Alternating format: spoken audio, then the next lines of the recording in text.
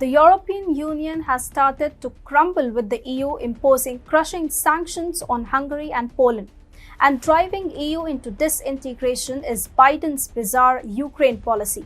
Hi and welcome to TFI Global, the foreign affairs and geopolitical analysis arm of the TFI Media Group. I'm your host Tejasvi Malhotra. Let's begin.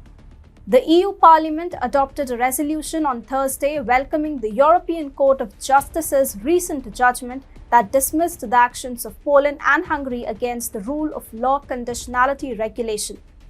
The resolution implores the European Commission to withhold funds from member states that do not respect the rule of law. Hungary and Poland have been categorically named as violators.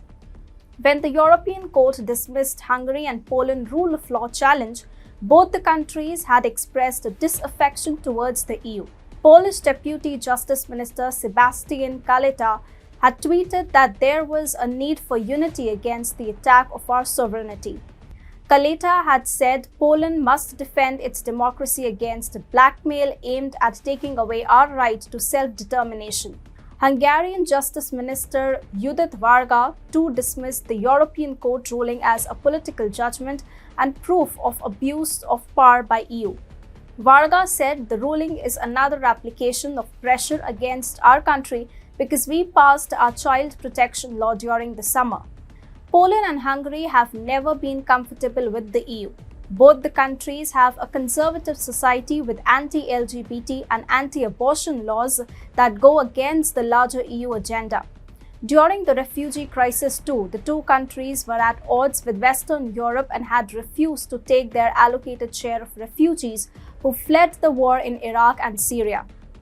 And then you see anti-EU remarks coming from the governments of Poland and Hungary whenever Brussels criticized them.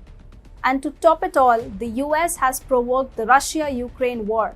Hungary and Poland have been accepted hundreds of thousands of Ukrainian refugees who are fleeing the war-torn country. In fact, 2 Ukrainian refugees have been entering Poland every 3 seconds. As of March 9, Poland has already taken a little less than 1.5 million refugees. Hungary, on the other hand, accepted over 214,000 Ukrainian refugees. The Ukraine crisis is merely a result of an ego clash between the Western world and Russia. Hungary and Poland are simply getting sandwiched in between. They won't be able to finance the burden of incoming refugees for too long and will start asking for money from Brussels sooner or later. And this is when the EU could face a disintegration between Western powers like France and Germany and Central European nations like Hungary and Poland. To make matters worse, Poland is being made to feel marginalized by the Western powers, the EU and the US. Poland wants to help Ukraine in its ongoing crisis. Therefore, it had proposed to hand over its used Soviet-era MiG-29 fighter aircraft to an American airbase in Germany. Once in American control, the aircraft could get transferred to Ukraine. Warsaw also asked other NATO members with Soviet-era warplanes to follow suit.